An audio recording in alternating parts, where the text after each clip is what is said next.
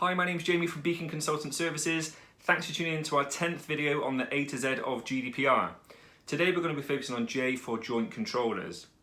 Now before we talk about joint controllers, I think it's important to understand what I mean by the term controller. So a controller is an organisation that determines the purpose and means of processing. They'll decide to collect the personal data, the purpose or outcome of processing, what data is collected, on what individuals the data is collected on. So they're the main decision makers around the processing of the data that's being collected. But then you have processors. So processors will act only under an organisation's instruction. So take, for example, a service that's provided to you by a company. That company may decide to outsource their call centre. So therefore that call centre is processing on behalf of the controller.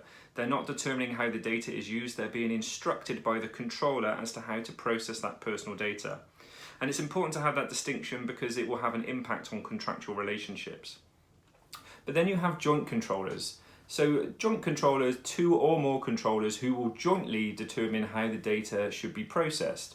So take, for example, a CCTV network within a local community. So both the police and the local council may determine how the CCTV is used, what images are captured, for example. So they're both joint controllers for that personal data. They have a common objective, using the same data set for the same purpose.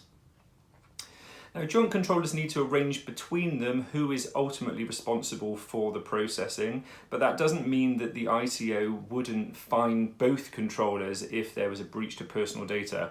All controllers would remain responsible for compliance with GDPR law. So that's a bit of a high-level view of joint controllers. Join us for our next video, which will be on K for key definitions. Thank you.